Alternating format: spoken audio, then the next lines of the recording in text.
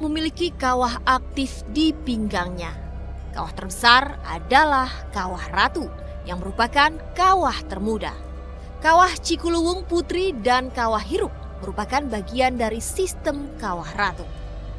Walau indah, Kawah Ratu sering memakan korban. Pada tahun 2007, 6 pelajar SMP 67 Jakarta Selatan meninggal dunia karena menghirup gas beracun. Peristiwa ini semakin menambah kesan angker wilayah Gunung Salak. Pertama itu satu orang kena gas itu, terus temennya nolongin, kemudian dia juga kena, sampai akhirnya teman-temannya yang 7 orang itu kena juga semua. Meski tergolong rendah, pendakian Gunung Salak memiliki tingkat kesulitan yang tinggi. Karakteristik vegetasinya lebat dan bersemak. Medan yang dilalui pun penuh dengan rintangan. Tanahnya yang basah dan becek cukup licin untuk dilalui. Di musim penghujan banyak pacet dan lintah penghisap darah. Ada beberapa jalur pendakian menuju puncak Gunung Salak, di antaranya adalah jalur Cidahu, jalur Cimelati, dan jalur Gunung Bunder.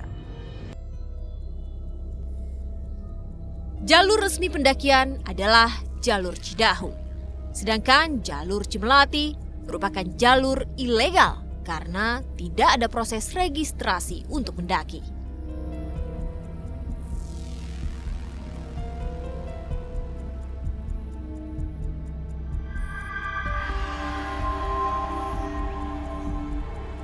Sementara itu, jalur Gunung Bunder merupakan jalur pendakian yang melewati puncak Salak 2. Trek jalur Cidahu cukup variatif, mulai dari undakan akar, jalan setapak berbatas jurang, tanah rawa sedalam mata kaki, hingga tebing yang menuntut pendaki memanjat tebing dengan bantuan tali. Guys, masih panjang perjalanan kita ya. Masih 4 jam lagi.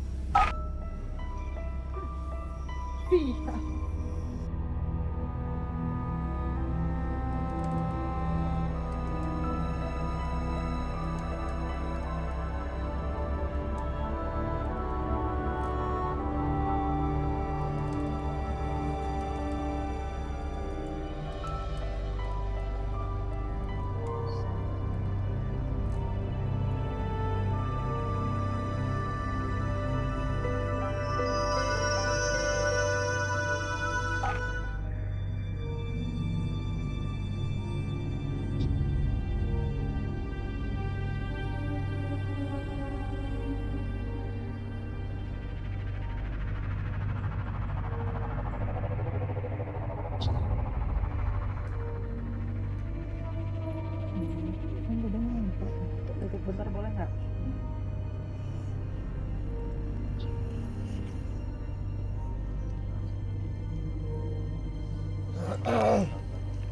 Bikin Indomie aja dulu.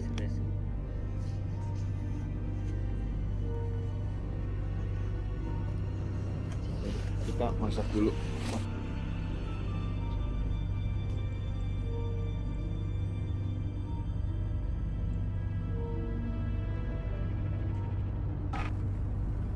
Waktu sudah menunjukkan jam 7 malam. Sekarang kita ada di Puncak Bayangan, dan dari Puncak Bayangan menuju Puncak Salak tinggal 1,2 km. Perjalanan kita hentikan sementara karena kondisi Intan merasa lemas dan kedinginan. Jadi kita lanjutin lagi perjalanannya setelah kondisi Intan pulih.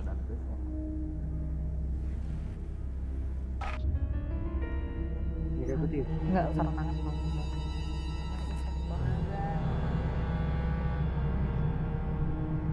Dulu, makan dulu.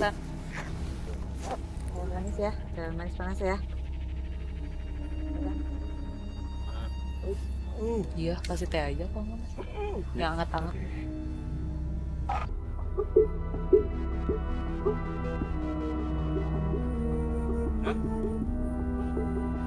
Intan mengalami kelelahan saat kami sampai di Puncak Bayangan. yang jaraknya sekitar 1,5 kilometer dari puncak Salak 1.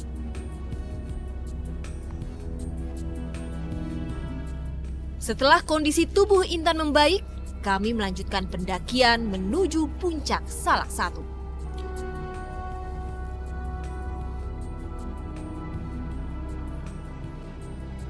Akhirnya kami bertemu dengan salah satu jalur terberat menuju puncak Gunung Salak, yaitu tanjakan rantai dan tanjakan terasi di hektometer 48. Tanjakannya sangat curam, sehingga kami harus menggunakan bantuan tali untuk melewatinya.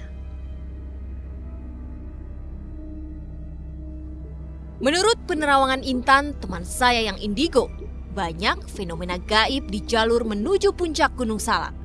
Salah satunya di titik hektometer 47 dan 48. Gelap dan cuaca yang semakin dingin membuat saya semakin takut melanjutkan perjalanan, tapi juga enggan untuk tetap berada di sini. Di sekitar kita ini ramai banget, yang mereka aktif banget buat interaksi sama aku dari tadi. Terutama ada yang panggil-panggil di sebelah sana. Di sebelah mana? Tadinya di sebelah kiri, Heeh. tapi sekarang di belakang aku, agak jauh tuh, di tepat di pohon di belakang. Ciri-cirinya seperti apa, Tan? Cowok pakai celana hitam selutut, pakai kaos putih, yang panggil Intan, Intan gitu. Terus di kanan kiri kita itu ramai banget, yang lumayan serem sih, soalnya mereka nggak utuh. Maksudnya nggak itu? Ada yang nggak ada kepala, terus ada yang cuman di jalanan ini nih serem. Jadi kayak aku tuh berasa kayak nginjek yang ada daging gitu. Ini datang nih barusan. Siapa, Tan? Cewek. Cewek. Kayak gimana ciri-cirinya? Biasa, kalau ini biasa. Agak gendut. Dia itu emang penghuni di sini. Iya, heeh. Jadi di sini itu kayak masing-masing tuh punya wilayah sendiri-sendiri gitu. Di sini lumayan rame dan itu penghuni asli di sini. Cuman bau amisnya masih berasa banget. Mereka yang aktif banget, ada yang nongkrong tuh Tapi di sebelah situ. dia usil nggak? Usil? Ya usilnya dengan cara yang dia panggil-panggil orang yang lewat di sekitar situ, panggil-panggil. Terus kadang ada yang rintihan kesakitan gitu. Terus ada yang nangis. Terus macam-macam suara di sini aku denger. Tapi ya yang kamu lihat dia meninggalnya karena apa? macam-macam dia karena campur di sini. Terus ada yang suara ngaji, suara cewek satu orang ngaji, bagus banget. Tapi ada yang nangis juga. Terus ada yang nongkrong di pinggiran gitu, yang gangguin gitu. Tapi dari tadi yang menarik sih di sebelah belakang kita. Pas di belakang ini. Itu di sebelah sana, lihat seter aku. Oh. Dari tadi di situ lebih narik ya, walaupun kanan kiri kita narik sih. Itu yang daun putih panjang itu. Yap. Perhatikan deh. Dan putih itu. Tadi sempat yang dia gerak tak tak tak tak tak, sedangkan yang di atas sama di bawahnya di sekitarnya enggak. Nalarnya ya, kalau angin kan harusnya gerak semua, tapi itu cuma satu doang. Dan itu tadi yang manggil. Yang bilang assalamualaikum itu. Mm-mm. Dia sendiri. Sendiri. Itu yang cowok yang tadi aku bilang. Kan tadi yang sebelah mana kamu bilang? Itu yang daun putih panjang. Iya, itu daun yang panjang itu. Dia tepat berdiri di situ. Tepat dari yang sebelah kiri manggil-manggil, terus dia ada di situ. Ini wilayah ini angker nggak sih, Tan? Angker banget. Jadi emang mereka semuanya yang ada di sini emang sering interaksi sama orang-orang yang lewat di jalanan ini. Banyak banget yang nampakin. Kalau buat ngerasukin sih enggak, cuman dia lebih ke nampakin sama yang suara-suara itu tadi. Tan, tapi kok pipi aku kayak terasa panas ya sini ya, sebelah kiri ya? Ya karena di sini emang kuat banget, energinya kuat banget. Orang awam pun pasti bisa ngerasain. Di belakang aku ada nggak? Saking kuatnya. Belakang kita Ada. Itu siapa? ada satu lagi hadir tanpa kepala. Pas belakang aku. Yap. Kenapa panas banget sini pipinya? Iya, itu karena apa ya, kayak bentrokan gesekan dari energinya mereka yang di sini kuat banget, karena emang Nggak cuman puluhan, ratusan di sini dan mereka emang penghuni asli di sini.